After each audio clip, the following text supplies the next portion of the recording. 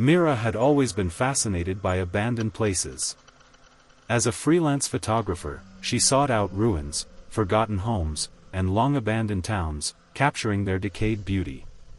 When she heard about Blackwood Manor, a massive, rotting estate hidden deep in the forest outside of town, she knew she had to see it for herself. Locals whispered about the house, claiming that it was cursed. Some said the family that once lived there had vanished overnight. Others swore they could hear voices calling from within. But Mira didn't believe in ghosts. She believed in history, in stories left behind in peeling wallpaper and broken furniture. She set out on a crisp autumn morning, armed with her camera and a flashlight. The house wasn't on any official maps, but after piecing together old newspaper clippings and snippets from forgotten internet forums, she found what she believed was the right path. The forest thickened as she walked, and an eerie silence settled around her. The air was damp with the scent of moss and rotting leaves. Then, through the trees, she saw it. Blackwood Manor loomed before her. It was enormous, 3 stories tall, its blackened wooden walls covered in vines. The windows gaped like empty eye sockets, and the front door hung slightly open, as if inviting her inside. A shiver ran through her, but she ignored it. She raised her camera, snapping a few shots before stepping onto the porch. The wood creaked beneath her feet. A gust of wind pushed the door open wider, revealing a darkened hallway lined with dusty portraits. Something about the place felt wrong, but she had come too far to turn back now. Mira took a deep breath and stepped inside. The house was colder than the outside air. Mira clicked on her flashlight, the beam cutting through dust motes that swirled in the still air. The floor was layered with grime, and cobwebs clung to the chandeliers above. She moved cautiously, her boots crunching over broken glass. A massive staircase wound up to the second floor, but it was the grand hallway that caught her attention. Lined with heavy wooden doors, it stretched into darkness.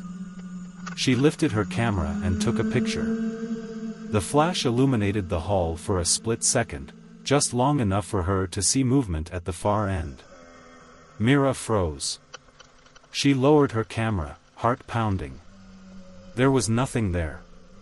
Just the empty hall and the closed doors. Shaking her head, she muttered, "Just my imagination."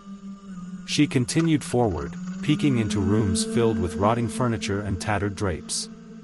She found a study, its bookshelves covered in dust, a fireplace filled with old ashes.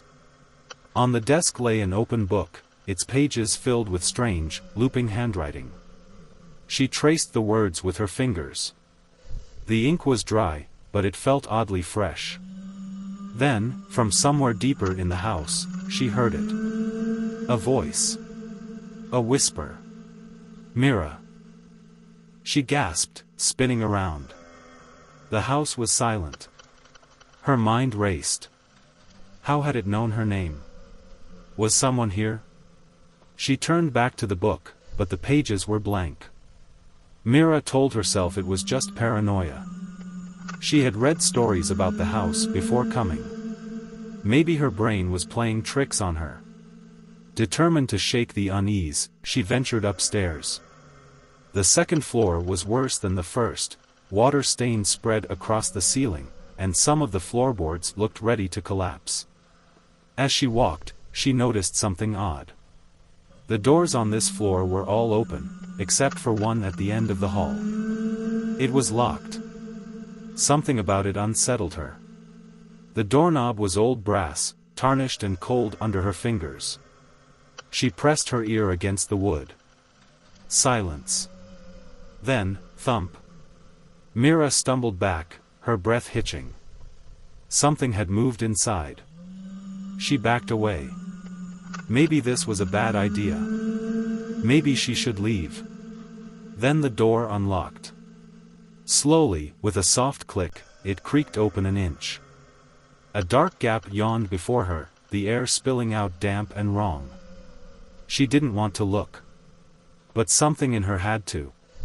She reached out and pushed the door open. The room beyond was almost empty.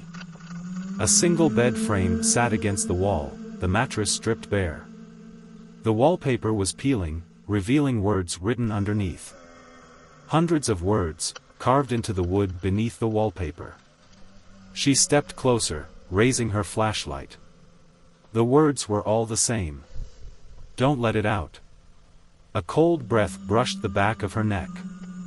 The door slammed shut. Mira spun, fumbling for the doorknob. It wouldn't budge. The flashlight flickered. From the shadows of the room, something moved. A shape unfolded from the darkness, too long, too thin. It had no eyes, only a mouth stretching across its featureless face. It grinned. The words on the walls seemed to pulse, the carved letters glowing faintly.